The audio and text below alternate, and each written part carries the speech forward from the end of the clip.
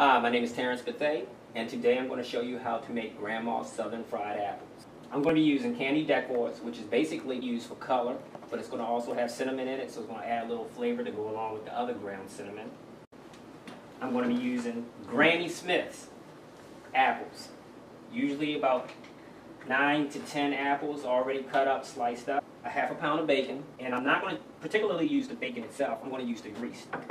So like I said, I take these apples and I cut them into slices.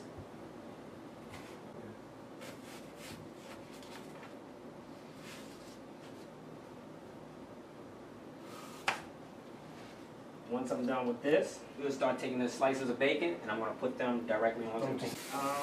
I'm going to cook it on low because, like I said, all I'm going to do is use the bacon for its grease. I'm not going to use the bacon, so you can add this later on to go along with your dish.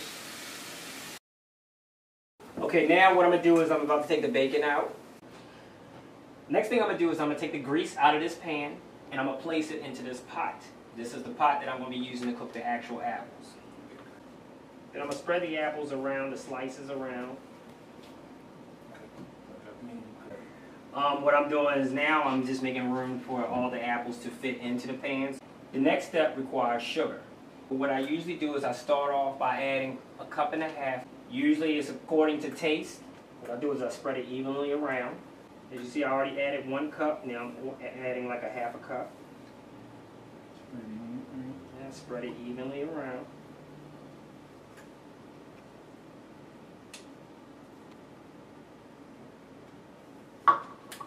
The next step is adding the candy decors, which has cinnamon already in them. It's just like cinnamon candies, but it colored in red. Normally I could cook the apples with the way they are right now. What this does is it gives them a color.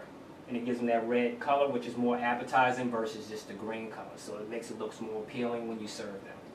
Plus it gives it more flavor. Spread it evenly around.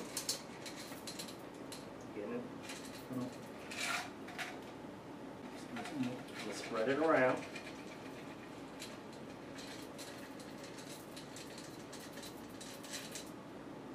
The next ingredient I'm going to use is called ground cinnamon. And like I said, it's according to taste, but what I'm going to do is I'm going to sprinkle it around just enough to coat the whole topping, the top of the apples itself. Remember, you don't have to use too much because you already have the cinnamon candies already in place in the apples. As you see, I just finished adding the ground cinnamon. So what I'm going to do is I'm going to let this sit for probably about 30 minutes, but periodically what I'm going to do is, because I don't want it to cook too fast, I'm going to come back and I'm going to stir it up to make sure everything mixes up, all the ingredients together. Okay, it's been about 10 minutes. And what I'm going to do is I'm going to stir the apples up together.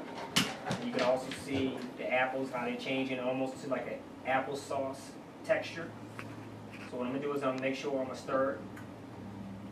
Make sure everything gets mixed up. Okay, it's been about 30-35 minutes. It should be almost finished. And this is exactly what I'm looking for. I want to leave some of the apples in there. I don't want everything mushy. So I want a little crunchiness to go along with it, but you continue to stir. Now that I'm done, I'm going to give it one last stir. This is the consistency in which I was looking for. Now I'm going to serve it up with biscuits.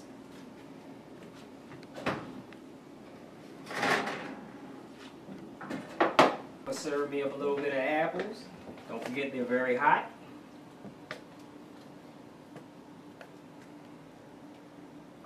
Then what I do is I'll serve it up with some biscuits. I'm Terrence Bethea. Thank you for joining me in my kitchen.